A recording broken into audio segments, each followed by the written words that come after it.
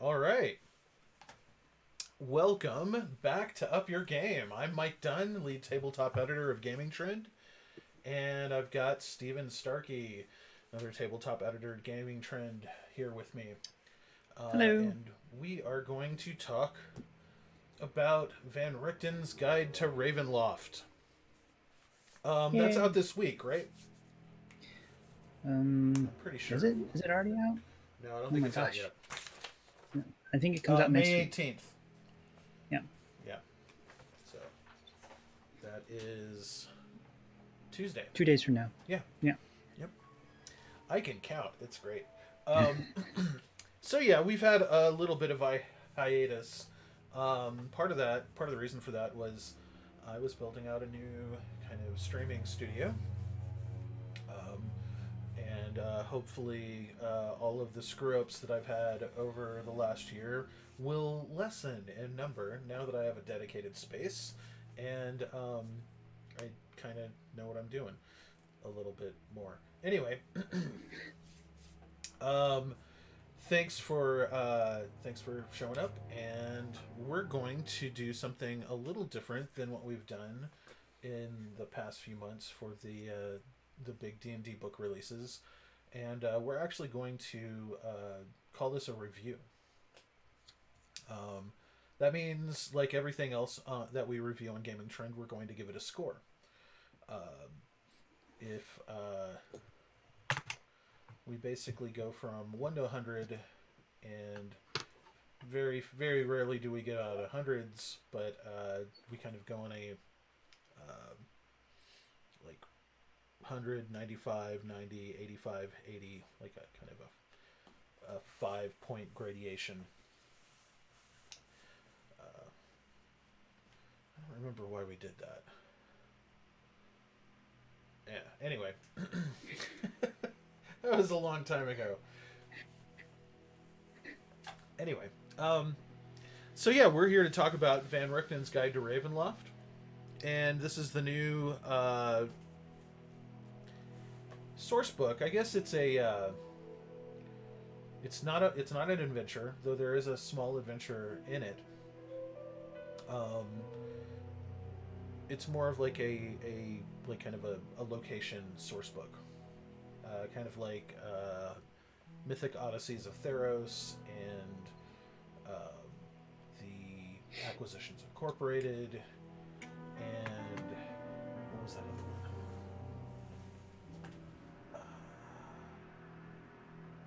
one? Eberron Rising. Yes. Um, yeah. So Yeah, and there's also the one based on the. There's the one that's based on the Magic the Gathering oh yes, one too. I forgot, Ravnica. but yeah. Yep.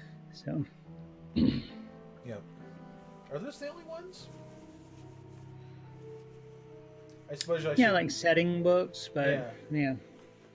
This I is the think sort of so. thing that back in the olden times they would have made like a box set for the most part, right? Yes, I would grab a box set off of my shelf, but I actually they were so smashed and dead that they're not in boxes anymore. I had to Yeah. reallocate them just to shelf space. But yeah, the box sets, Greyhawk, or just like a chunk of it, like the Underdark, came in its own box set. So And then there was a um, Ravenloft one that actually came out in 1990. So yeah, this book definitely harkens back to that. I think that's where they introduced the concept of the deadly domains. Anyway, uh, let's go ahead and take a look at this. okay. So you have there the cover that you can get in stores. Yes. That's available in stores. And what I have here, and I'll do the traditional hold it up to the camera and try Yeah. not to get too shiny, Yeah. is the standard issue cover that you can get online ordering via Amazon, or you can also get it at the stores too, if you want to. Right. So it's nice and shiny, has the same spine as all the other ones. So, Yeah. Whereas this one, it's got like the special art. It's got a kind of a slight metallic finish, kind of a pink metallic finish. It's really nice. Mm-hmm. But on the inside, it is the same book. So Yes. no matter which version you get, this will be in it. So yes. Just to kind of do a brief overview of what's in the book. This is I guess this is a few months ago we were asking why did D&D and Wizards of the Coast come out with this new edition of Curse of Strahd, and then of course there was the Beetle and Grimm's edition, and I think we've got the answer right here. It's because they were getting ready to come out with this book, which of course deals with Barovia as one of the dread domains of Ravenloft, where the Curse of Strahd adventure takes place. Right. So, this basically reintroduces and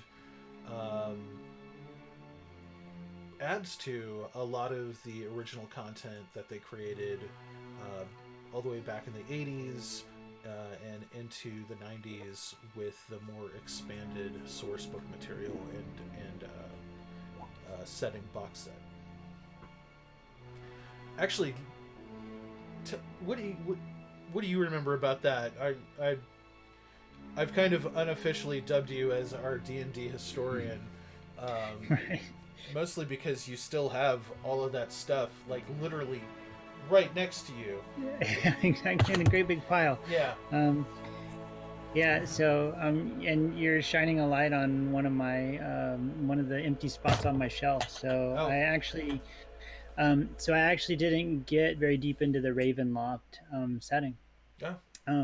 The dread domains and all of that was not something that the players that I had available to me whenever it was coming out were interested in.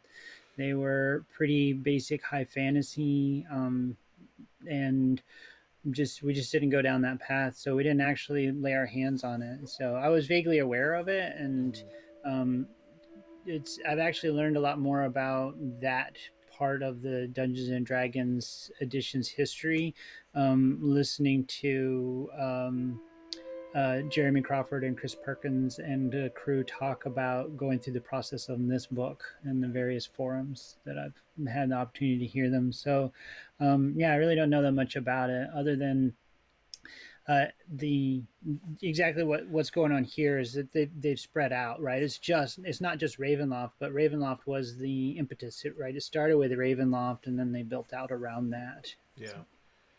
Yeah, I think what it was is they conceived of Ravenloft and the conceit of it being a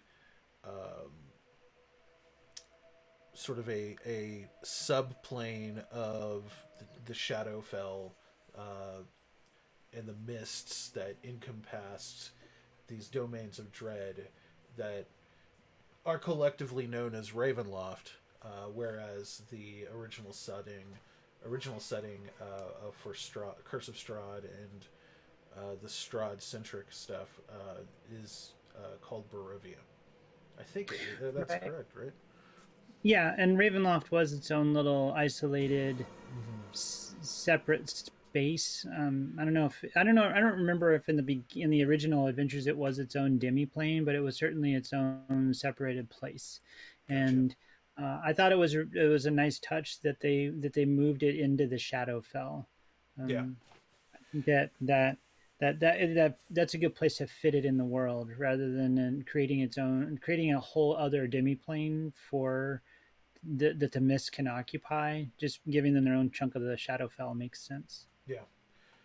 It also kind of enables each one of the domains, of which there are something like 30 of them that they go over in the book, and then 39. 39. Oh, jeez. But the idea is that you can a DM can actually create their own domain And we'll kind of get into this a little bit later about how domains are constructed, but they are very self-contained, like including Yeah. like the laws of magic and the laws of physics and everything is very unique to that space.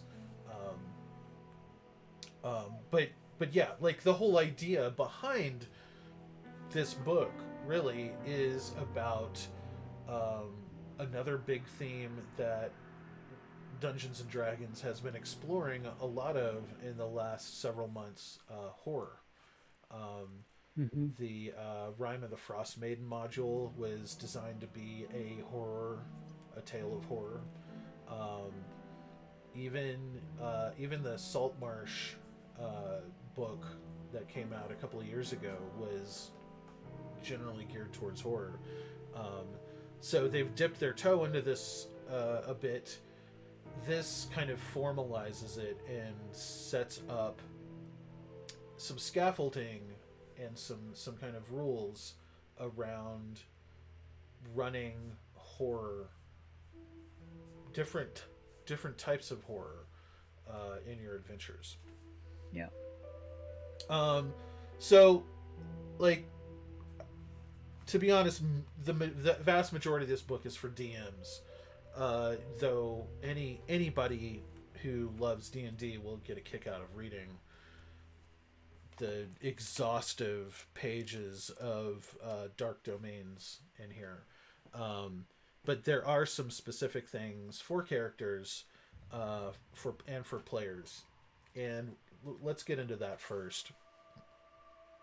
Um, so everything that they came up with for characters in here are they are tools for players to be more immersed in horror themed adventures. Um, and the question is asked, what are your characters afraid of? And I like we're gonna go through lineages, we're gonna go through subclasses, we're gonna go through a bunch of things, but kind of a really big common thread in this section, especially, is um, character fears versus player fears, and the idea of consent. Again, carrying yet another thread from Tasha's Cauldron, where they're addressing ideas of consent and making sure players and the DM are on the same page as to the content of the adventure, and the ability to kind of tap out and let the your let your let your party, and well, not let your party, let everybody else at the table know that you're not comfortable with what's going on. These are rules that have been kind of formalized a bit more since Tasha's Cauldron, and this continues that trend. Yeah, I think that it's there's more than one space in the book where they talk about the communal effort that Dungeons and Dragons is, and Yeah, I think that it just shows the way things have changed. So we've been playing, you and I, for almost 40 years now, yeah, and I think thinking back to when I first started playing D&D, and you know Redbox, playing Dungeons and Dragons, yeah, that was never even a thought, right? You just no, played.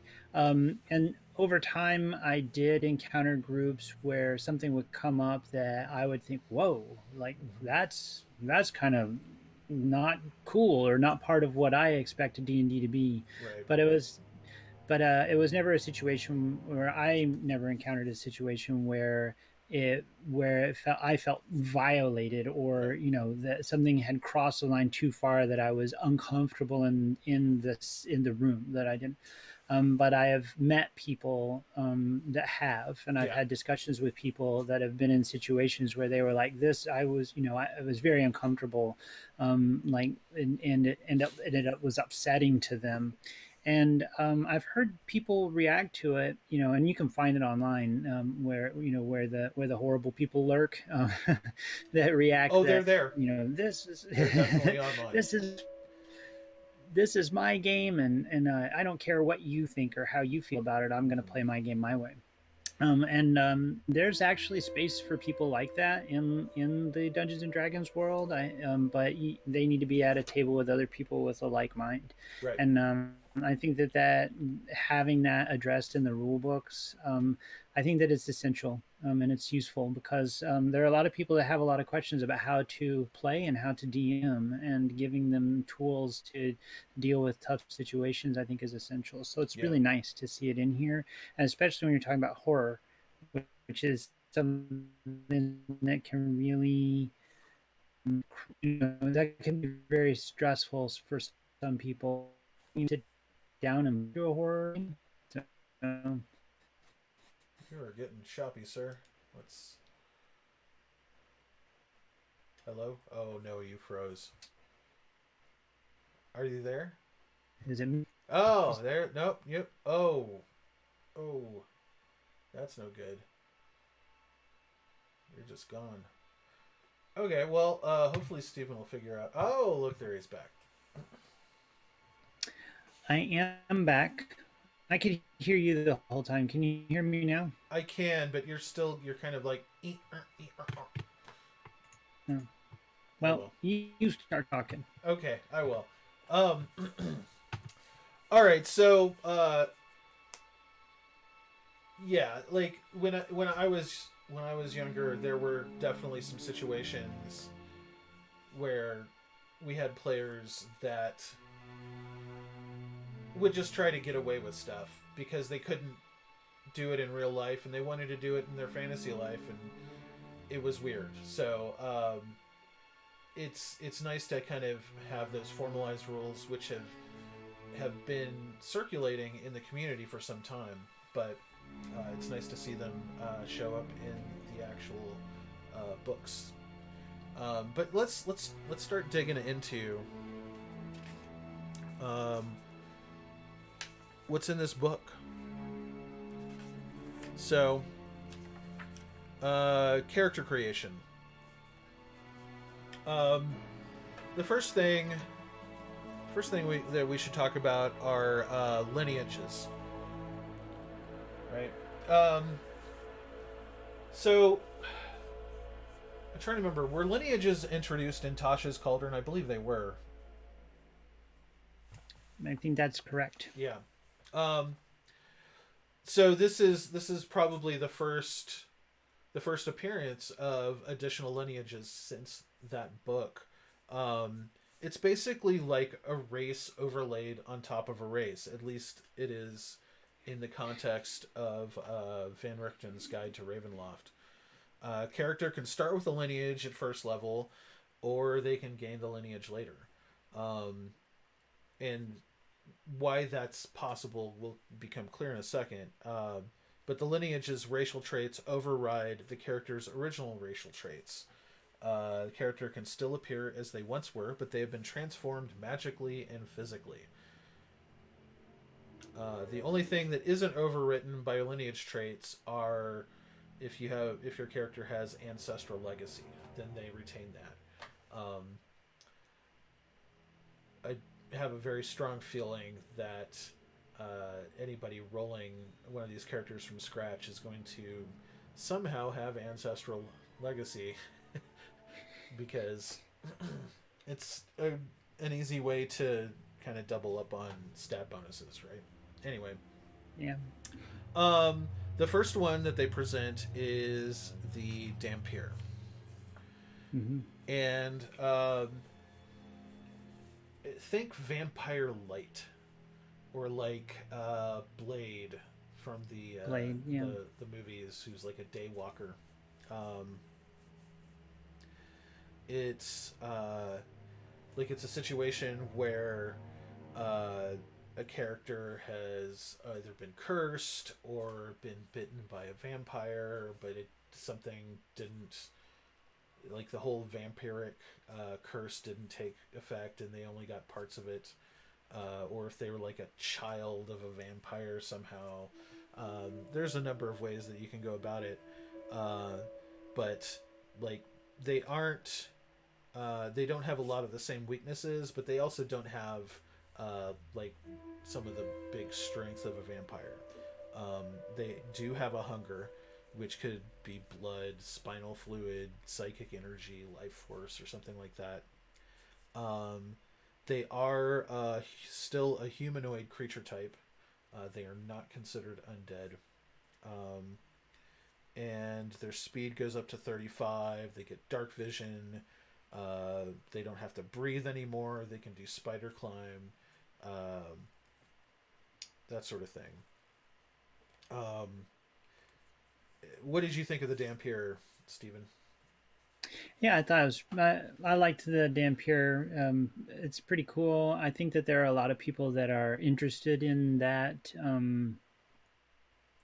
That I think that is going to appeal to a lot of people. I think that it's got a pretty broad audience. There's lots of different kinds of fictions out there that involve people that are basically half vampires, and Right. I think that there's a lot of people that are going to go, yes, exactly what I wanted, and I think it's well implemented. Yeah, and definitely kind of hits something that people want, that they aren't getting a lot of right now because, as I understand it, the Vampire the Masquerade franchise is experiencing some troubles, some publishing woes. They were going to try to get some stuff out and it fell through. I don't know. I might be talking out of my ass on that a bit, to be honest. All I know is there's something up with that. But you can play a Dampier character in D&D now, so Yeah. that's pretty cool. Um, the next one that they present is a Hexblood. I thought this was an interesting one. The one thing I do notice in this book is that it presents like a D&Dified version of a classic like horror trope or movie monster kind of trope. And the Hexblood was one that I thought was a little more D&D than pulling from other tropes. Mm-hmm. I, Yeah. I, the only thing I could kind of compare it to would be like I don't know, maybe The Witcher, because The Witcher kind of has this like mutant bloodline that gives them their magic abilities. I'm stretching, um, but the idea is that it's like a hag light character. You've got ears split into points. Um, Skin color kind of changes. You notice they've got 3 hex blood here. One is infused with the magic of the sea, infused with the magic of green, um, and I don't know what that one is. The yeah. Anyway, but the idea is that hags may this is how hags reproduce. Like they either target a child when they're very young and cast their whammy on them, which turns them into a hex blood, or it happens later on in life. Basically, hex bloods are one ritual away from becoming a full blown hag permanently. Right, I like that they were able to take that and run with it because in the hag lore that they've already set up, the hags steal a baby and replace it with one of their own, and then when it comes of age, they come back and grab it, and it just becomes a hag. So this kind of gives Oh, you an answer to the question of what if the hag doesn't come back and get the baby, right? So that's right. the You've done a lot of work with hags lately, haven't you? I have.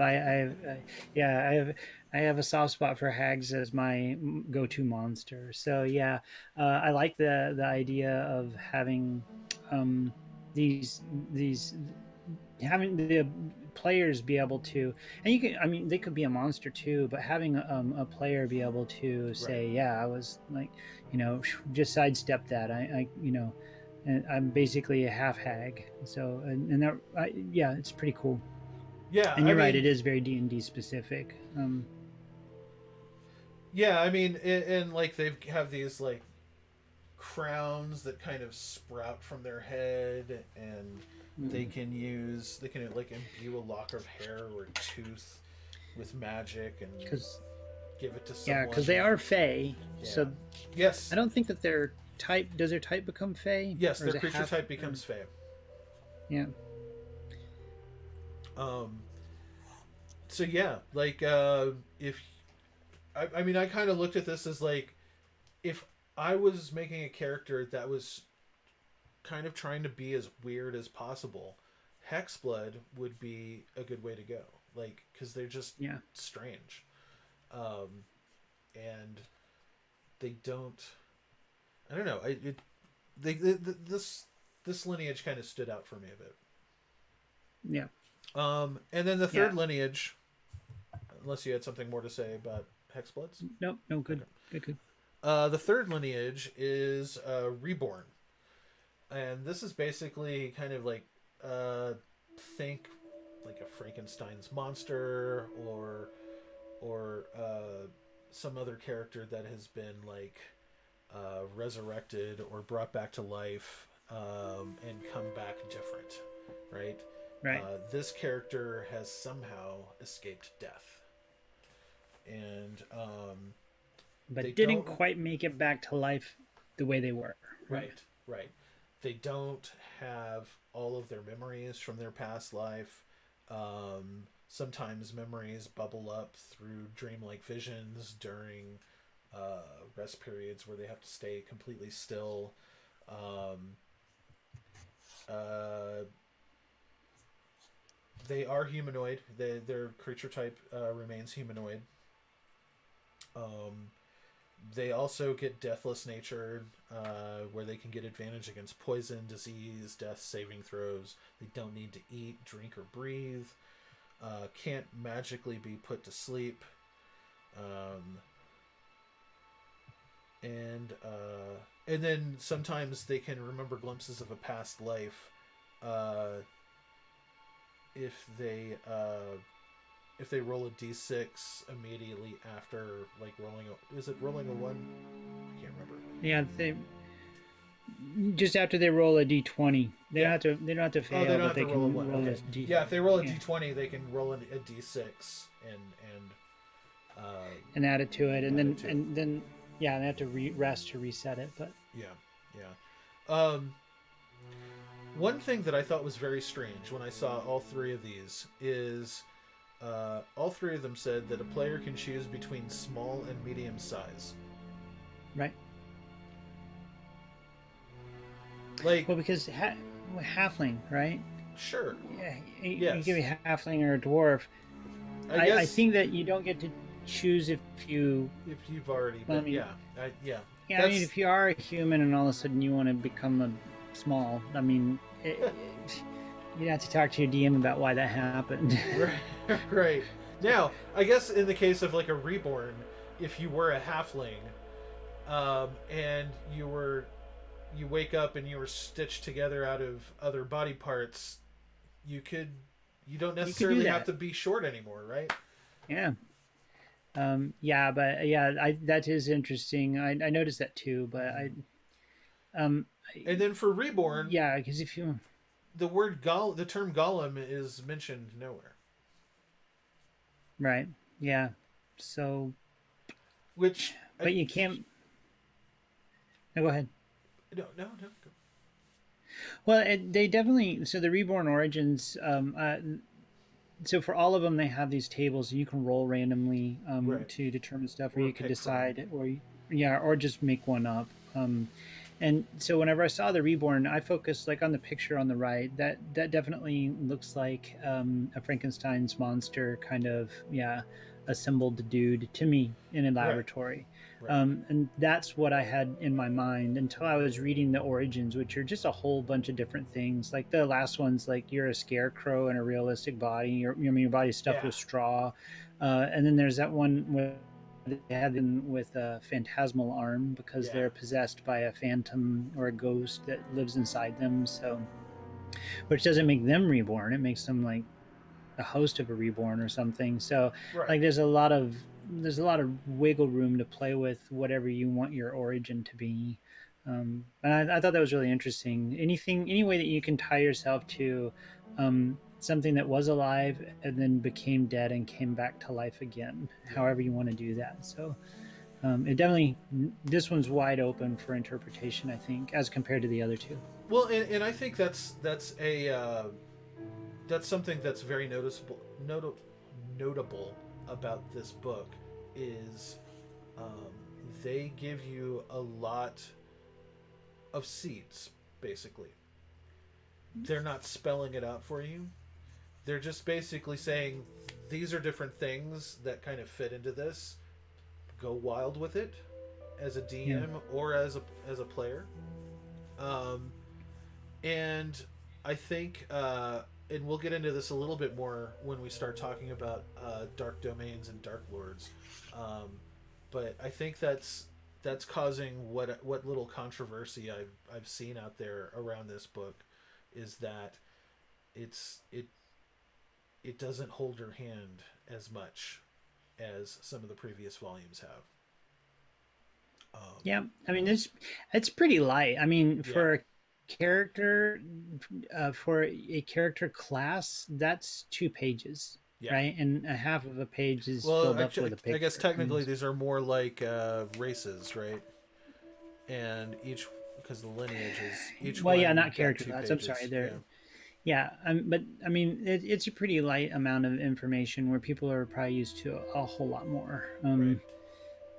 Especially if you're not taking your 5th level halfling paladin and converting it, but rather creating one from scratch. Mm-hmm. You're kind of like, all right, I guess I got an orc, and I'm gonna, or a half orc or whatever, and make it a reborn. And you kind of, there's a lot of there's a lot of here you go, figure it out, Right. or we throw you everything that you need, but you got to piece it together and make it Yeah. work. Which so maybe it's kind of some advanced concepts, Yeah. or a little bit. I think you should have been playing a little bit before you grab this book, or maybe it would Yeah. help if you have. Yeah. So Or at least have people around you that have. yeah, Um, yeah, it's really interesting. I feel like in general, the way D&D is going is um, there like if there's a spectrum of like rules and role playing, right? It's definitely going in the role playing direction more than the rules direction, which is very strange because these are technically rule books, right? right. Um, but they're and I think that's avoiding it's helping them avoid a pitfall that previous editions of D&D have had, where if you start piling rules on top of rules on top of rules as time goes on, it just becomes like a snarl of rules that you have to navigate through, and then you're not having fun because you're trying to figure out if you're following all the rules. Yeah, I mean, you can spend a lot of time flipping through rule books. I mean, that at least that happened with some of the groups I was Yeah, playing with in 3.5, yeah, like with so many extra rules piled in there. I mean, there for some people they like the crunch, but for other people not so much. right. So it's kind of trying to balance it. That said, this next uh, character feature that that's in the book, um, to me, it kind of like it's probably one of the bigger things that might introduce some kind of like imbalance of power towards characters, um, which doesn't necessarily have to be a bad thing. It's just something you have to be ready for, especially as a DM, right? What I'm talking about are dark gifts. Um, Now, dark gifts are basically powers that are conferred upon the character.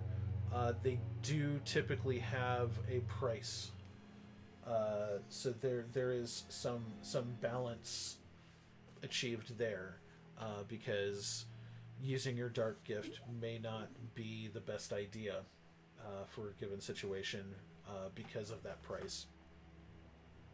Um, but the idea is that a dark gift expresses both a mysterious not powder, power, and an insidious influence. Um, like a Faustian bargain, right? Mm-hmm. Again, definitely when you think about it in terms of rules and like creating characters that might be overpowered, but when you think in terms of role playing, this is where you're going to get some good hooks, especially for those horror stories, right? Um, I don't want to go through all of these, but um, actually, Stephen, were there any dark gifts that really stood out to you? Well, I thought that the Mistwalker was a that was pretty interesting to me. Talk about being able to like it's a hack of communities. So the Mistwalker is somebody that has the ability to cast Misty Step, which is a spell that you don't have to have a spell slot or anything for. You can just cast it, and so it's basically lets you move around better. But Like an elf. and then whenever Like an elf. say what? Like an elf. Yeah, sure. And then whenever you move through the mists with a capital M, which are the Mm. mists around Ravenloft or the mists of Ravenloft, then you can travel through them better than someone else. But so if you, that taken alone, it makes you pretty powerful, both in the mists and the Ravenloft domains to go around, Mm-hmm. get around. But then also, just to take advantage of the having a spell you can cast once per long rest. But what I thought was interesting is the the negative that they added to it. And so when looking at these dark gifts, I Right. think that it's incumbent upon the dungeon master to ensure that those negatives are really emphasized or Yeah. used, because for sure the characters are going to be casting spells or whatever they can, using the positive aspect, Mm-hmm. and it's you've got to pay attention to the negative aspect. So if you have the Mistwalker, after you finish a long rest, any long rest, after you finish a long rest, the world around you in a 10-mile radius becomes a siphon that eventually It's a 10 leeches foot. away your vitality. It's a 10 foot 10 or 10 mile. mile? No 10 shit. mile. Whoa. Yeah. So basically, when you take a long rest, you end up in a pretty large circle that you can stay there for the number of weeks equal to your Constitution modifier, minimum of 1 week. And then after that, every time you finish a long rest in that area, you have to succeed on a DC 15 Constitution saving throw or gain 1 level of exhaustion that Right. cannot be removed while you remain in the area. So, and that's not if you finish a long rest after you used it, it's anytime you finish a long rest. Right. So that's a really good bonus, right? The things that you can do. But if you stay anywhere for too long, you're going to start building up exhaustion that you can't remove until you physically move 10 miles, Yeah, that which means that you're character's not going going to to be a have a wanderer. house, right? Yeah, Yeah. exactly. A nomad. Um, so very interesting. Yeah. I think there having that pretty positive pro and a pretty hefty con, but Mm-hmm. you know, yeah. Anyway, I thought that was pretty good one. I liked it because I was reading. I was like, wow, that would be pretty cool. I would have that, and I was like, oh, you'd have to move all the time, right? Right. So Yeah, I liked some of the stuff like you know it's weird because I felt there was some overlap in some other parts of the rules, like second skin, for instance. Player can transform into an alternate form, and some of the examples they give are like basically werewolves, but right. you're not a werewolf. You're just changing form. It's there's some there's some interesting kind of overlaps and interesting kind of gaps in terms of that, and I think it's gonna really boil down to what the DM does. But again, that's not just like a werewolf type thing. That could be like a, you transform into a metal version of yourself or something because Yeah. of a reason. Um, I like that because of a reason. yeah, Yeah. yeah.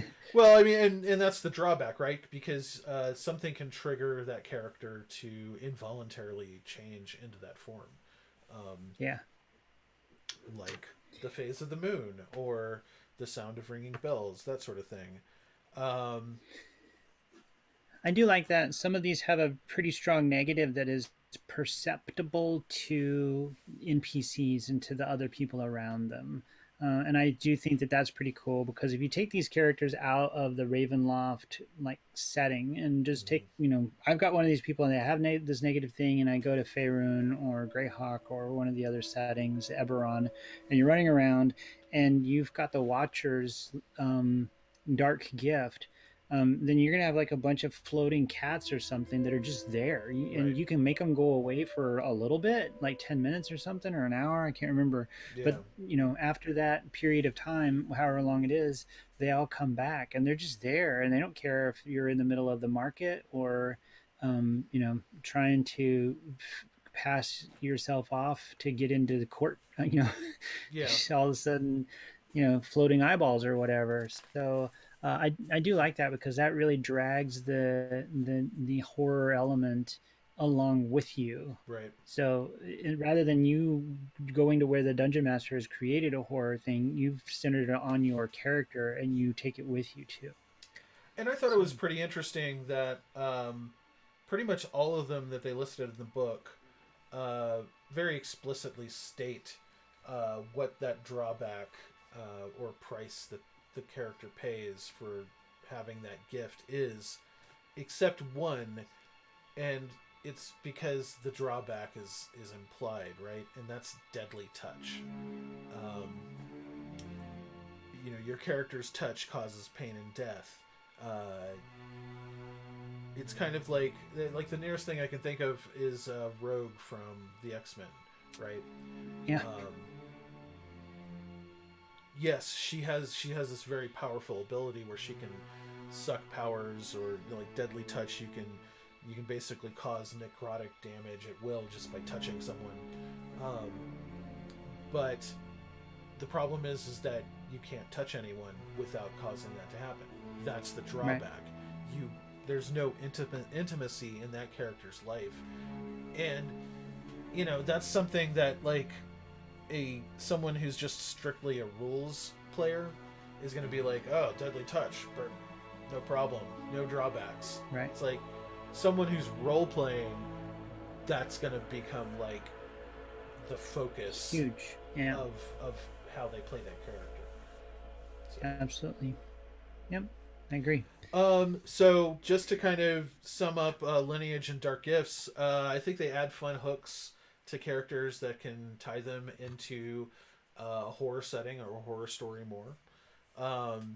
They give players a little extra something to play with. I am a little unsure of character builds that may get unbalanced, though. And then again, it's this is the problem. Every time you kind of layer more stuff onto like the basic rules, it's just more stuff to keep track of. So Yeah. I mean, that's just kind of a given at this point. How many years are we into 5th edition now? And like, there's no sign of slowing down. It's going to be interesting to see how they address that going forward. But Yeah. but there's also some new subclass options for Bard and Warlock. I was a little less excited for these, though. I will say this: I do love Bards. Bards are great. Bards Bards are the class where your diehard role players are gonna gravitate to a lot of times, and the College of Spirits subclass is going to give that kind of player like it's basically about telling stories. So if they're really good and creative about telling stories and they role play that, I could just see that just becoming a glorious moment in a session. Um, but other people, I don't think they'd be going for bards, much less this subclass anyway. Um, Whereas the warlock is, which is funny because I always like my original idea of a warlock growing up was that a warlock was kind of like a necromancer. They like raise the dead, and this is actually kind of giving a warlock uh, more. It's leaning more into kind of the undead and like taking on attributes of the undead themselves a little bit more. Which definitely could feed into some horror adventures quite nicely. Um, Yeah, yeah. I was thinking that it like it harkens to necromancy, but it isn't, right. right? Like I thought necromancer when I started reading it, but the more that I read, I was like, okay, Yeah. this is like adjacent. Necromancer adjacent. Yeah. Yes. Um. So yes. Uh. At that point, like, there's a bunch of things that I like, kind of some odds and ends for characters, like horror Some themed backgrounds. personality traits, character ideals, bonds, character flaws, that sort of thing. Um, Background. I like the investigator background, um, which Yeah. is kind of like paranormal investigator kind of thing, Mm-hmm. or a haunted one. Another great background for storytelling, and then some horror trinkets that are just basically Like weird horror things that you yeah can have. yeah like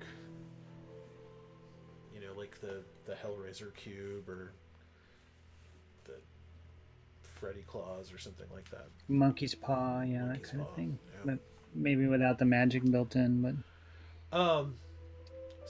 So yeah, I mean, we just spent nearly an hour talking just about the character stuff, and that is literally this much of the book. yeah, So, um, but that's okay because we don't want to talk too much about the DM centric stuff because you don't want you want to keep some spoilers from getting out. We can abstract it a little bit more. Um, but really, like the bulk of this book, literally over half of it, is domains of dread. It's like over half of the thickness of this book. So yeah. So it starts out and talks about how to create a domain of dread, so you can make your right, own. And I think it gives you, by going through that process first, it sets you on the right path for understand how it all works and interacts. And the way that they've done this, the tent pole that holds up your domain of dread when you create it using this book's methodology is you create a Dark Lord first. Because the mm-hmm. conceit here is just like Barovia and Raven Castle Ravenloft is the prison that Strahd is in, and everybody else is just some poor schlub that got stuck in there to help him be punished. Your domain of dread is basically a punishment. So they Yeah, have the idea here that there are dark powers that are unspoken. For anybody that watched like Angel from the spinoff from Buffy, it's like the powers that be. It's just like oh yeah, things that influence the world and fate.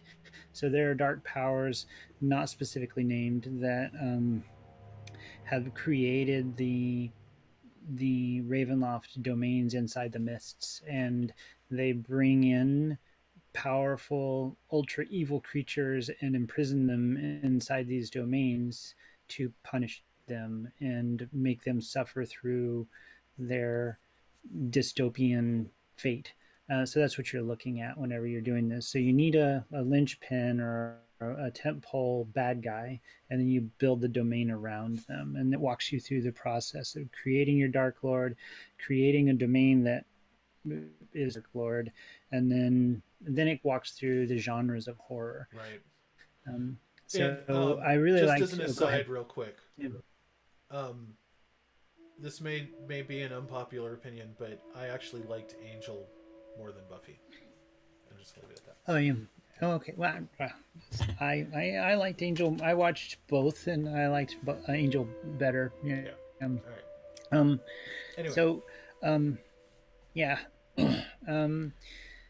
I found it was a little. It can be tough though. I think that this is a challenge. If you're a dungeon master that wants Mm-hmm. to create this, on one hand, it's pretty easy, I guess, to just say, well, I got a bad guy named Bob, and he likes to kill people, and so now you got Bob's domain, and it's built around that. So, around Bob, the bad guy that kills people. But if you Not to want be to confused build with Bob the something, Builder. yeah, exactly. Right. If you want to build a Some people domain might that think he's a bad is guy. I don't know. Anyway. Sorry. similar to like what you're reading in the Ravenloft setting or Right. what you're reading in these other examples that they have further on, it's going to take some work. I think it can be a real challenge to build a really good one. I think. But I will say that while reading through it, just like my idea generator was just constantly firing off and Yes. oh you could do this and oh you could do that and oh you could do this. So, Yeah. Yeah. So this is what I mean by scaffold, right? They've basically given you a here's a horror scaffold, DM. Um, build your thing and use this to build it with, right? But it's you're still doing all the work. Like even if you just hit all of the tables and rolled on them, you still have to like figure it out and make it work. Um, I don't think any of this is stuff that we haven't seen even in fifth edition already. Like it's they just basically identified a structure around it, um, and and I mean a lot of these things would be great for writing fiction too, right? Like yeah. you could use this to kind of spur your imagination to get inspirato and you know write about it and I really liked how they defined all of these different genres of horror. Like they really spelled it out. Yeah. This is what it is. These are some tables that you can roll on or pick from that relate to that. And they basically dedicate a couple of pages to each of the main ones, like body horror, cosmic horror, dark fantasy. And I remember when I was reading this, I was questioning why they were telling, like, why the book was telling me how to make a dark domain before giving me an example of it. And it's because it's basically giving you the vocabulary that Mm-hmm. will help you decipher these dark domains that they've already made, such as these different genres. Like each dark domain says this is like cosmic horror and body horror, or just cosmic horror, or just gothic horror. And I just thought it was like I don't think I've ever seen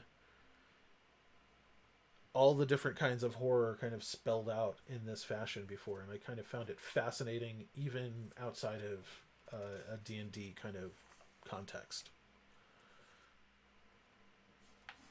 Yeah, absolutely. As I was reading through it, I was trying to think of like folk horror really threw me because I was like folk horror, what? And I had to think, and I was going through all of like pop culture movies and stories and things to try Right. and figure out where does this fit in all the different kinds of horror that that I'm aware of. So, um, yeah.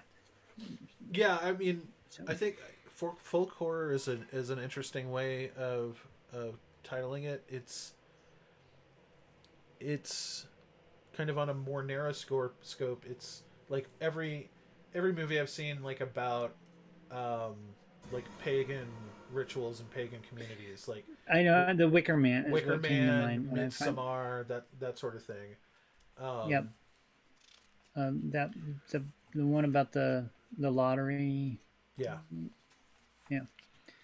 and So, but yeah, then it took me a minute to figure out. So, like conversely, like I was looking at gothic horror, and I was kind of surprised to see some of the domains categorized as a cross between gothic horror and something else, because gothic horror has always just been almost strictly like Dracula or and Dracula Victorian Victorian, monster. kind of like the You know, Victorian era kind of thing.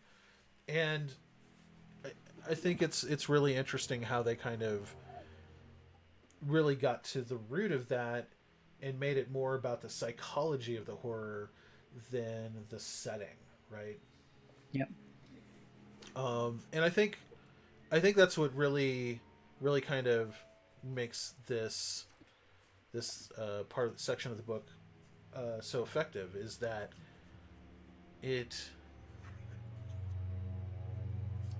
when you think of the different kinds of horror, you think about the monsters, and you think about the setting, and like reading these descriptions, like I'm going to start thinking of horror in general a little differently from now on, just because it's just really intriguing how they define these. Yeah, yeah, it's super useful. I mean, it's really good. It providing the dungeon masters and the players too, but dungeon masters in particular with these with the definitions and the concepts, I think can really help because everybody, well, I shouldn't say everybody, but probably most people have seen at least one horror movie, if not more, Right. and can visualize and think about, oh, I can make a horror movie. But I think that some people can really fall into some traps because people tend to a lot of people that I know anyway have a specific type of horror that they favor or like. So if you've seen a lot of like torture porn movies, Right. then you may have a hard time with creating a using that experience of watching a bunch of torture porn like the Saw movies or whatever, trying to create something that's not just gory but is scary in a different way. And Right. so this can really help, I think. And that was just an example, but break somebody out of if all you've read is Cthulhu, or if that's what your go-to is constantly, you want to not run just weird gibbery things popping out of strange bizarre dimensions and go with a mummy story. This can help Right. a lot. Right. Yeah, when I was looking at this section, I was thinking about how fun it might be to, like, just with a group of people, like someone come up with a horror movie, and then you determine, all right, which genres of horror correspond to that movie, right? You know, like for instance, The Thing, that's cosmic horror and body horror, right? Right, Like, yeah. and it's just amazing how, like, knowing what those mean according to this book, Right. like, you can figure out, exactly what that is. It's like it makes sense on a psychological level, on a narrative kind of vibe kind of level, and I think that's crucial if you're running a horror, right? Like, if you're running a horror adventure, it's everything is so dependent on the vibe and the atmosphere that you put forth. And so making the reader of this book think in terms of psychology as opposed to the other things that we usually think of with horror, I think was a really, really great thing. Yep, I agree. So yes, Domains of Ravenloft. We could probably spend an entire episode or episodes on this. Like, there's so much content here. And a lot of these domains have very relatively obvious inspirations that they're drawing from. Like there's a domain with a mad scientist who built like a Frankenstein monster. There's the vampire lord, Count Strahd in Barovia. Um, but then there's some really bizarre ones, like Borka, which has actually two Dark Lords in it. Um, and one of them looks like this guy. I know, right? He's not dead. He's Yeah, just real old. and then there's one. Let's see, the Carnival, which Mm-hmm. something wicked this way comes. Kind of like that spooky carnival that comes through town. I thought it was really cool. Like the the the people in the carnival are not like the enemy, and the Dark Lord is actually a sentient sword, right? Like Right. what? So And yeah, go ahead. yeah, go ahead, go ahead. Sorry. Well, that's what I thought was interesting was so your expectations, whatever they might be, are probably not going to match up with what you're going to see as you read through the different domains because the scales. I thought I kind of had this template in mind based off of Barovia that this is the scale of a dark domain, Right. but size limit. So that carnival, and not only that, but these domains are scattered through the mist in separate and unto themselves. Mm-hmm. But there's an example that you got right there, which is a domain that's being eaten up by the mists. Mm-hmm. And then you have another domain, which is that carnival that moves through the mists and goes to other domains. So the carnival can show up in a dark domain and be present in the same space and then move on.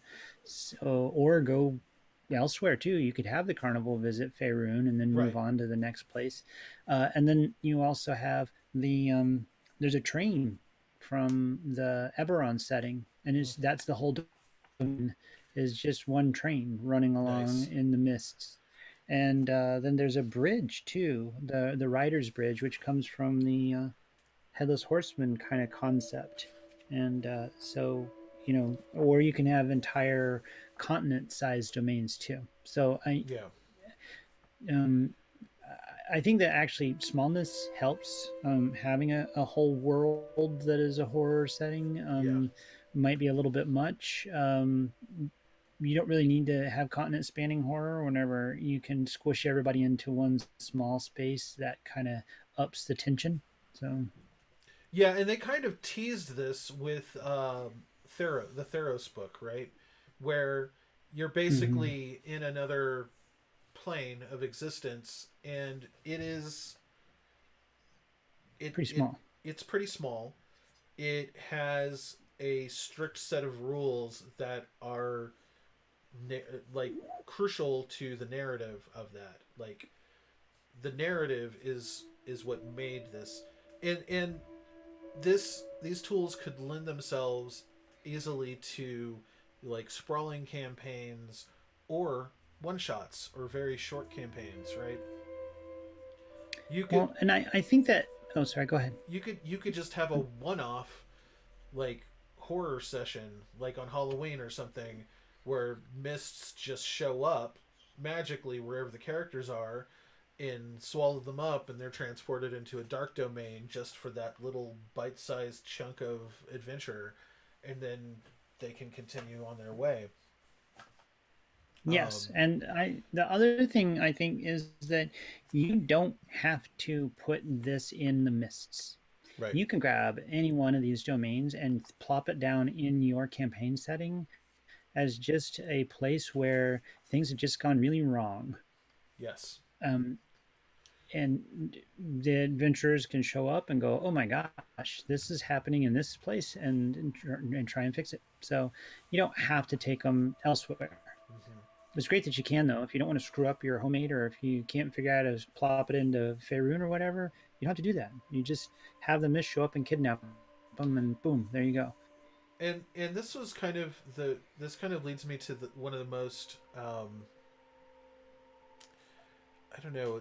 It's certainly one of the more controversial things I've read about it online. People discussing it, but it's almost self contradictory because the concept of a dark domain and a dark lord, it's like you're immediately thinking, oh, big bad. This is the big bad, right? Doesn't have to be the big bad. Like it almost like they don't even provide stat blocks for the dark lords because it isn't about your characters fighting the boss monster at the end of the level. It's about the horror, it's about the psychological aspect, it's about the narrative. And the Dark Lord, yes, everything in that particular dark domain is the way it is because of that Dark Lord and the punishment that they're undergoing. But like you don't have to beat Count Strahd. Like or if you do, it doesn't matter because everything resets in that domain because the whole point of the domain is that it's punishing that Dark Lord. Um, so there's a lot of things about it that while it seems it points you in a certain direction to like think of this as like a boss monster, it's really telling you no, it's not a boss monster. It can be if you want it to be, but it doesn't have to be. Right. They even Oh, you are. There you are. are you? So, can you hear me now? Yes. Okay. I think that they specifically say that the Dark Lord an overpowering uber, it's not going to be a Tarrasque level like Herculean task. Right. And one of the things that popped into my head while I was reading through this was a dark domain that's based around kind of like a Jack the Ripper kind of Dark Lord. And from my thought process going through it, if I was, I already started making notes. So I shouldn't say if I'm going to create it, right? The idea is that he's not the Jack the Ripper person is the mystery, right? Because Jack the Ripper's, and so you've got a Dark Lord that's running around inside a domain of a certain size, maybe the size of the city of London or something, and is committing these atrocious murders. That might be a fifth or sixth level threat Right. because that's all that they need to be a horrifying monster running around. And the challenge isn't to necessarily defeat that person so much as figure out who it is and then stop them or Right. try and so many different things that the characters can do. But if the goal is to experience a horror campaign rather than just present them with a monster to slay or the because you give the campers at Crystal Lake the appropriate weapons and they can go on the hunt for Jason, right? Right.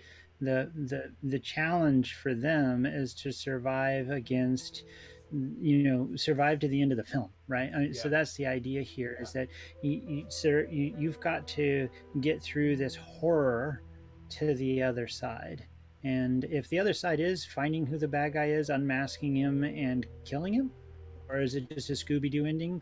It's actually this guy, and whatever it is to get to the end doesn't necessarily have to be fighting a 20 level monster or 20th level monster. Ooh. It just needs to be difficult and scary as hell Oh, you just gave if me you an can get idea. there. A Oh, dark you're welcome. domain where Shaggy is the Dark Lord. I advise you watch Good Girls if you want some inspiration, man. So.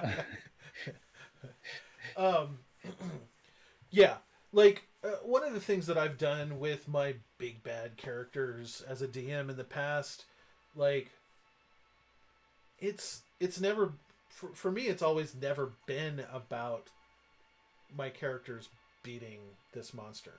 Like eventually, I like to give them that, but like I have no problem throwing like a totally overpowered boss monster at a party that, if I was playing it strictly as an encounter, dice, initiative, everything, it would be a total party kill no matter what. Like, there's no way. Um, but I love the idea of like having that big bad boss monster come in and like say a bunch of mean shit at the players, at the characters, and beat them down to within an inch of their lives, and then cackle and run off. You know, Right. I realize that's kind of like Bowser taking the princess at the end of every Mario level, but it's fun. It builds suspense. It puts the characters like on edge. Like, oh my god, is he really gonna kill all of us, or any of us rather? Of course, I've had situations where I've tried to set that up and failed horribly, and you know the players beat my monster, and I'm like, well, that wasn't what I had in mind. Yeah, I didn't plan that out. That didn't happen the way I thought it would. I like that. So giving your recurring villain something, but I think that something else, and this goes to me constantly playing around with hags, making a hag, which is a relatively low challenge rating monster, a threat for a long time. In the very beginning, whenever they're first level, she's a threat because she's a freaking threat, right? She's got Right. iron claws and teeth, and she will mess you up, right? Mm-hmm. But very quickly, once you get to fifth or sixth level, then killing a green hag is not that big of a deal. Right. So that's where your coven comes into play, right? So you can strengthen her by bringing in allies, but even then, the characters are 10th level, then they're not even that much of a problem. But hags don't get eliminated because they manipulate Oh, you were breaking up. situation. So, oh, am I still breaking up? Yeah, a little bit. So they manipulate the situation. Start from there. Oh, you're good. Okay. Oof. Yeah. No, you're frozen.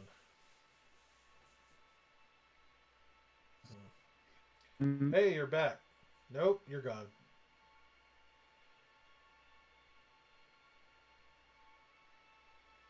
Steven, I'm starting to think your internet sucks. Okay. Am I back? I can hear you. Okay, good. You should be able to see me in a second. Hopefully, you can hear me better. I refreshed everything. So. Oh, good. Okay, cool. I'm You can shrinky turn your small. It looks cursor like off, by the way. You don't really need it. I did. It popped back, but it should be gone Oh, now. gotcha. So anyway, what I was saying was that, so you can do that with horror though, because the bad guy, whenever the good guys show up to kill the hag, and they're like, "Haha, we finally got you." I goes, "No, if you kill me, then this will happen, because Right. I've set it up that this is dependent upon settings as well." When they confront the Dark Lord and say, "Ha ha, I will kill you now and eliminate you," So I can neither see you child, all nor hear more that, than a tenth this of what you're where saying. you're Oh. Steven, can you hear me?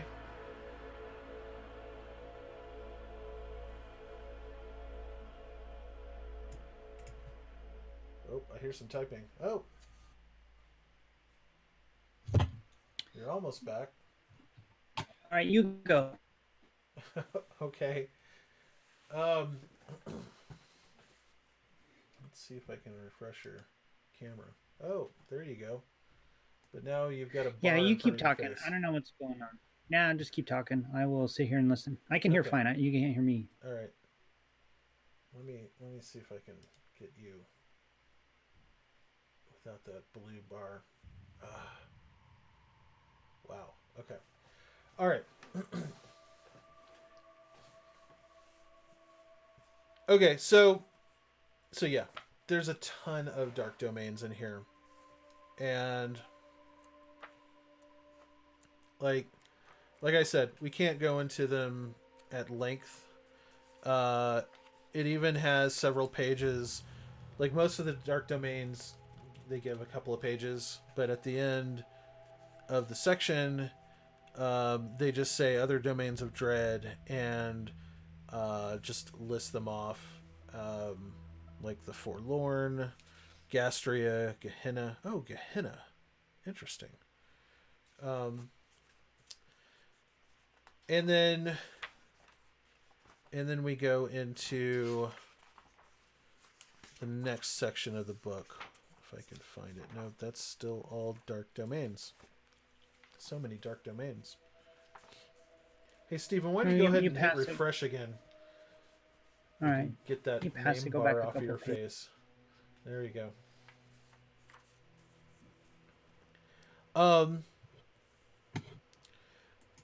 Wow. No. Yeah, I guess we just can't get rid of that. No, it seems like my internet's the internet here for the whole area I'm checking. It's pretty. I don't know what's going on. Maybe we ran out of gas again or something. Let me try to. Oh, all right. Hey, I fixed it. All right. Cool. All right, cool. So yeah, then it goes into chapter 4, Horror Adventures, which is, it's basically just a bunch of inspiration. I don't know if you can hear me. Can I interrupt? Yes, go ahead. Real quick. At the end of the domains of Ravenloft, they do talk about people that travel around in the mist. You flipped right past it, but it talks a little bit about the Vistani, the Keepers of the Feather, and some other groups. And then it talks about specific people that move through the mist. So, yes. Yeah, these are things that kind of tie all the different realms together. So if you hook up with a traveling group of Vistani, you can travel from one realm to the other if they're willing to have them along. But just a little blurb. And that symbol right there, with that symbol, which is also on the back of the book, is related to the Keepers of the Feather. And both the Vistani and the Keepers of the Feather are from the Barovia. They originate out of Barovia. So I just thought that was interesting. Oh, yeah. That does make the mists, with them moving between the different realms, does make it kind of a unified setting, I think, more. Totally. You can encounter Vistani in any one of the realms, and so they do have a kind of a consistent thing, and you can send messages via the Keepers of the Feather. Oh, nice.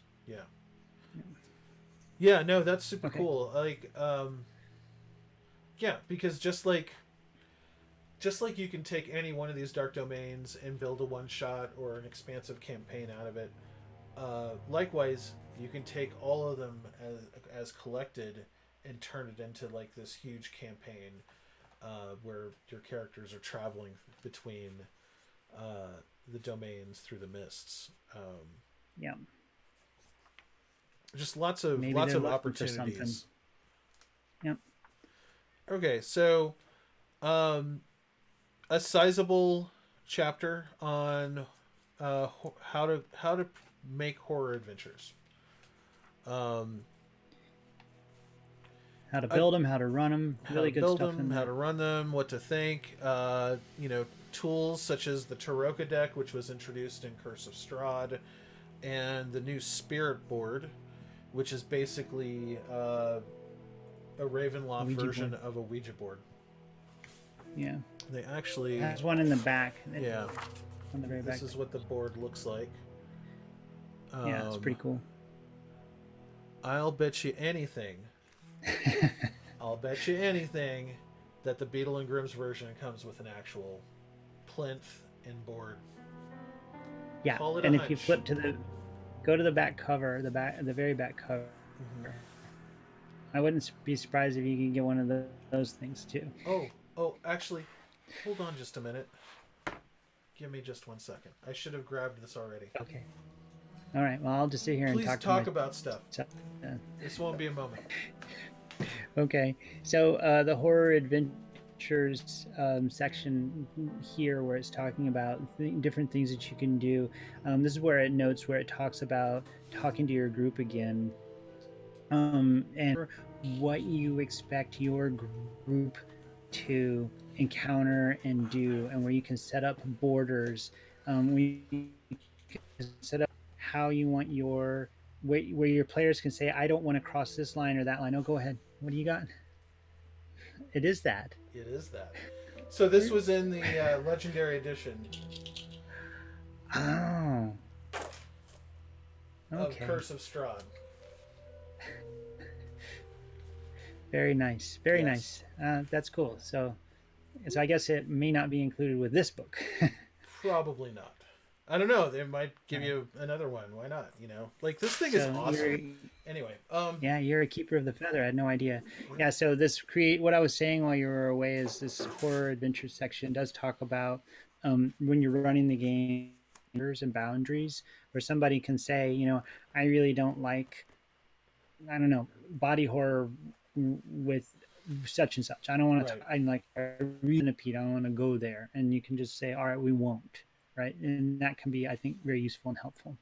Yeah, yeah. Because when you think about a lot of horror movies or fiction in general, um, they're not a tendency, but like there is quite often something along the lines of like sexual assault portrayed, or you know, especially with like ghosts who die horrible, gruesome deaths. Like Mm, you know, the circumstances of their death is might be triggering to someone, that sort of thing. So it's mhm. definitely something you got to keep really keep to mind when you're running an adventure Absolutely. like this. So Oh, that was something I wanted to talk about just real quick. When it talks about the different genres of horror, mm-hmm. it also talks about tropes that run into um, the area of um, like picking on a certain group or people with disabilities or whatever, Right. where it says that or mental illnesses, because that is a danger, and Yes. that does happen where you cross the line between like just because somebody has a mental illness doesn't mean that's a good person to use as a bad guy, right? And Right. that happens especially in older horror movies. Well, I shouldn't say it happens in horror movies. Yeah. So, um, yeah. So I just thought that there's just some really good um, things in their tools to help keep you You know, centered in I the just thought story. of possibly the worst example of that. And by worst, I Okay. mean the worst movie that used that trope. Lawnmower Go for Man. it. Yes. Yes. Exactly. That movie sucked. Anyway, It did. yeah. Ugh. Watching Jeff Fahey pretend to be a mentally ill person and then become super. Ciao. Yeah. It was like, yeah, we don't need to talk about Lawnmower Man. Anyway, That was bad. yeah. Um, yeah, so fear talks about fear, haunted traps. Uh, oh, interesting. Um, this is something that I've used extensively just because like I thought, oh, this would be cool. But cutscenes, dreams, and memories, um, where you can like have a self-contained adventure as being like a memory, kind of an adventure within an adventure, or um, using those things to kind of push the narrative forward. I've done that a number of times.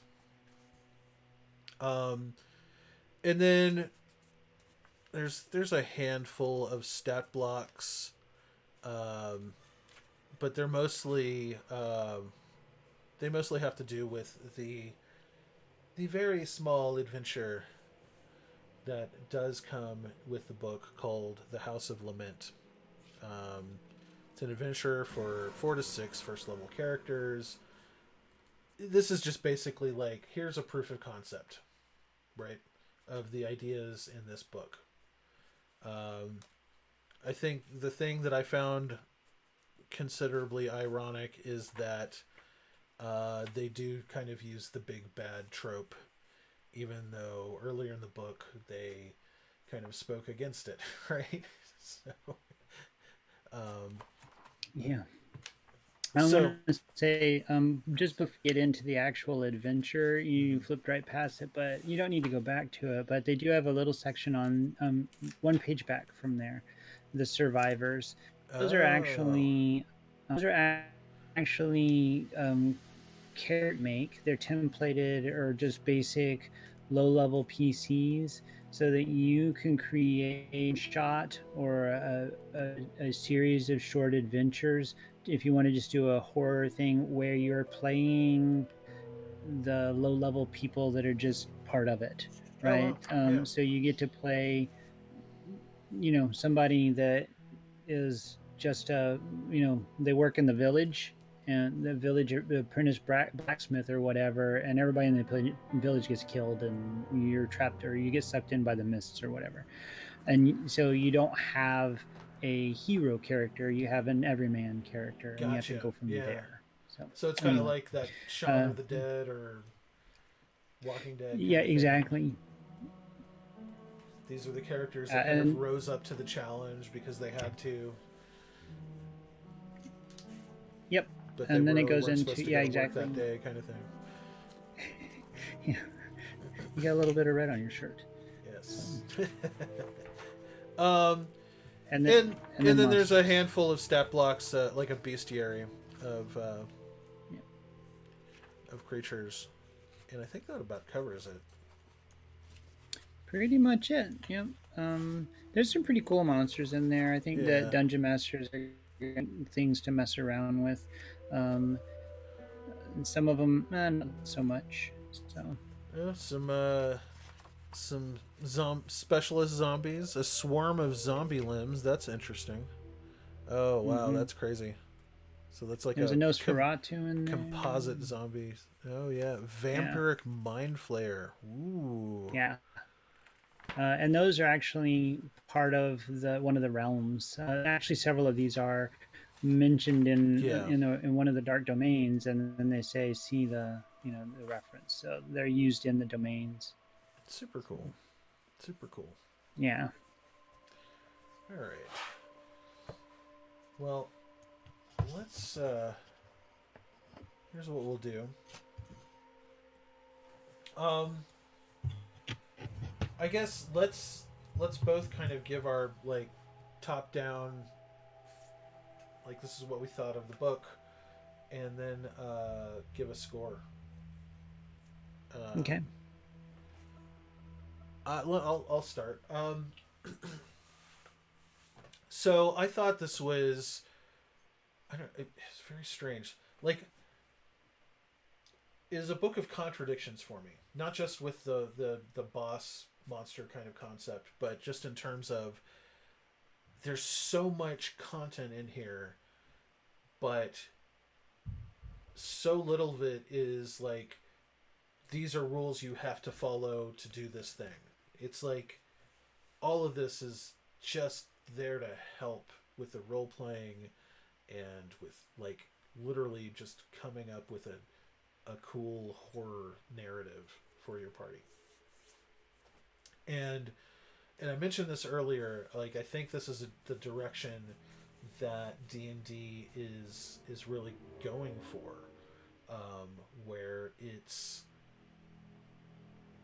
less, it's kind of less rules centric under the guise of a rule book, right? Um, Right.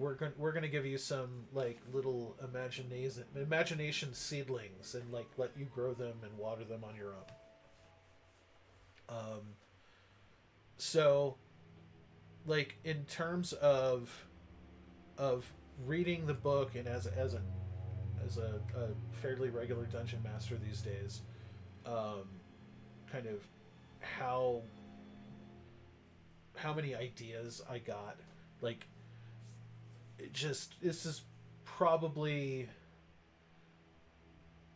like I really liked the Odysseys of Theros book a lot because it gave me some ideas on how to use some of the mechanics that were in that book, but not with those characters and those realms and so those ideas. Like I wanted a deities and demigods book. Like this is considerably different in that I look at this and it gives me tools to tell just about any kind of story I want as a DM. And it gives me a lot of ideas to put in those stories. So I think I think this and Tasha's Cauldron are two of the strongest books that D&D has come out with since they started fifth edition. Um, I was wavering between an 85 and a 90, but I think I'm firmly in the 90 camp right now. So I will give this a 90. What about you, Steven? Um, similarly, just the whole time I was reading after idea, and then after I would put it down and go do something else while I was doing housework or walk into my office after my commute, I was thinking about different ways that these ideas can be implemented. um, I do think that horror as a genre, especially when you talk about horror books or horror movies, like stories, they all have a not all, but many of them have a problem after the big bad is revealed. Mm-hmm. There's a lot of horror in the beginning, and then usually there's a switching point where it just becomes how do you defeat the bad guy? Now that Right. we know, once the horror is unmasked, it's less horrifying, and now it's just a struggle against a thing.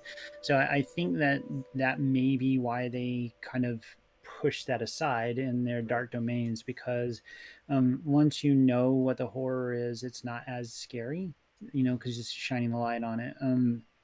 So there's a lot of dread. It's what all the talk about the shark and Jaws not working right and forcing them to not film it really actually made it a lot more Right. scary, because it was just this dread and sense of dread. So there's a lot to that, I think, in this book, because this book tells you all the trappings and underpinnings. One of the things that surprised me about it was that it wasn't like, reading through the book and the ideas that they put out there, not a lot of them did I go, ooh, that is scary, right? I, Right. I didn't feel that way. I wasn't not saying that it should have been scary to read, but even as I was processing them, I didn't imagine the Dungeons and Dragons table and that being that scary. Right. So I think that there's a challenge that this book doesn't give you a thousand and one scary ideas. It Right. tells you how to run a horror campaign and it talks about it, but you're going to have to put some work into putting the scare into the campaign. Yeah. It reminded me of this book right here, which is an old third edition book called The Book of Vile Darkness. And this, when I read this book and when I do reference it, the images that are in it and the um, content that's in there is more mature and Right. target audience than the Guide to Ravenloft. There's some pretty horrific stuff in this, which isn't about horror, it's about evil. But reading this book, whenever I first read it and then going back and reading it, you could come up with there's some stuff in here and it is dark. Um, so that surprised me that the Guide to Ravenloft, I kind of expected it to be more like that. But then thinking about their target audience now and the way that Dungeons and Dragons is it's much broader than it used to be. It's much more well known, and it's a lot more mainstream. I don't think that the Book of Vile Darkness fits their paradigm right now. Mm. But I would say that matching the two together, it feels like that you could really come up with some stuff. Yeah. So I gave it I gave it a strong 90 from my perspective. The only thing that I just kind of was like and flipped right on past was the adventure. I think that Right. adventure is useful for somebody that doesn't have time to come up with their own. Also to help somebody understand structure and so forth. But there are tons of adventures out there, and I flipped through it and I didn't read it in depth, and I really need to, because it's probably a disservice to the adventure, but I Yeah. really need to read it more. Yeah. But Say, just flipping through it, it didn't strike me as all that. So I so did the yeah, same thing. 90. I could do without the adventure. I did the same thing. I just kind of saw it. Oh, this is just a proof of concept. Like, maybe as I'm Yeah. working on my own, I could use this as a reference. Um, but even then, like what little I kind of skimmed through didn't seem hugely consequential. Like it would be hugely consequential on anything I decided to do. Um, yeah, no, that's a really strange point.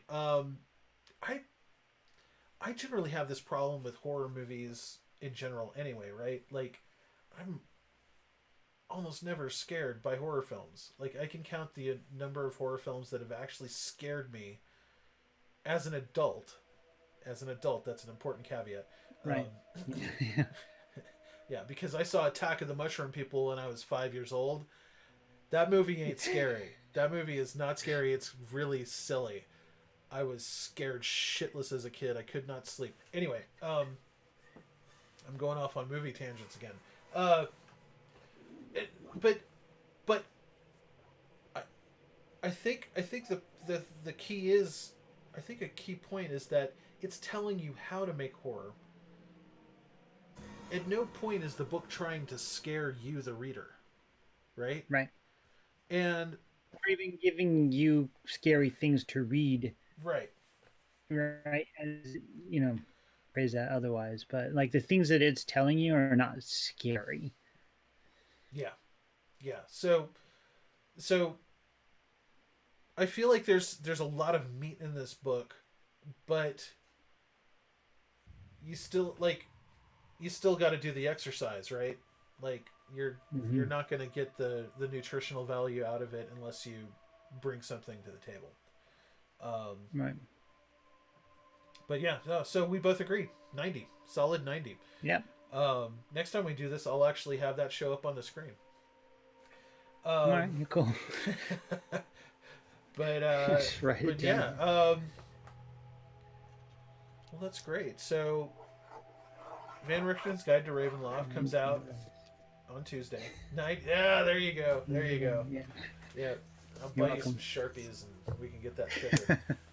That'll be V2. Um, Yeah. yeah, Tuesday. yeah. It's Comes out available Tuesday, online and at your local gaming store. and You you can can get get it the on Roll alternate cover. 20 and Beyond Yeah. D&D. I think Beyond D&D, you can still get some pre-sale stuff Yeah, like you might still be able to pre-order it yeah, if you're seeing this fast enough, yeah, and you might want to because the special covers they're better at supplying them, but they do run out. yep, So yep. Um, so yeah, uh, and again, actually, Beatles and Grimm's has they did recently announce that they're coming out with a is it a gold edition, platinum edition? oh, That's a really good question. I'm gonna look that up real quick. Um, so so yes, we as far as Up Your Game goes, we are we should be back into the swing of things going forward after this. Um, we're either going to continue next week or take a week off and start it up the following week. Um, I still need to decide that. I've got some real life things happening right now, such as my oldest daughter is graduating from high school this week. yay! So that's throwing a bit of a monkey wrench into things. Let's see. Oh, it's a silver edition. Okay, Yes, so it's gonna be much like, where is it? So it won't be as, it'll be more like the Ghosts of Saltmarsh that they came out with, the silver edition. It probably won't be as extensive as the Eberron Gold edition. But okay, uh, we did announce that on the site. We have a link up there.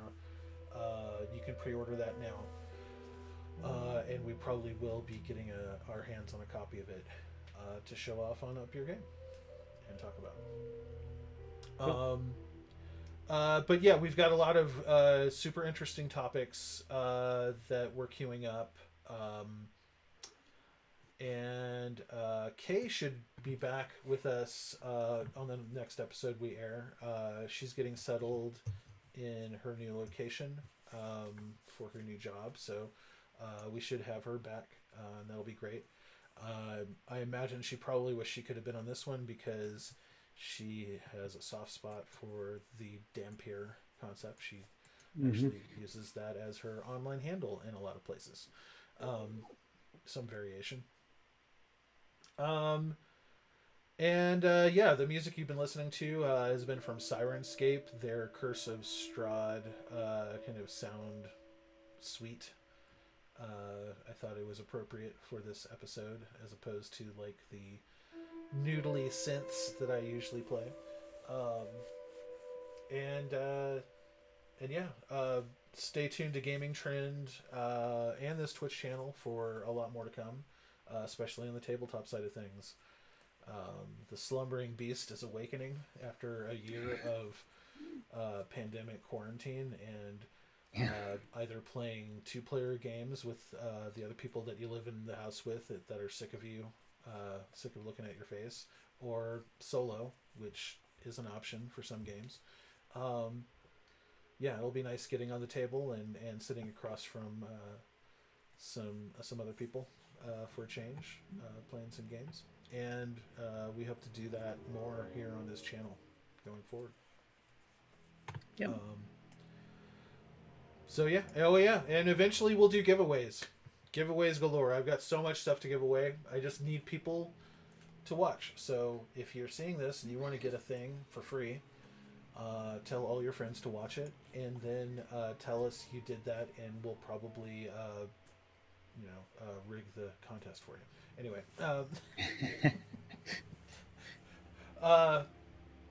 but yeah, thanks again, and y'all have a good evening, and that'll be it for Up Your Game tonight.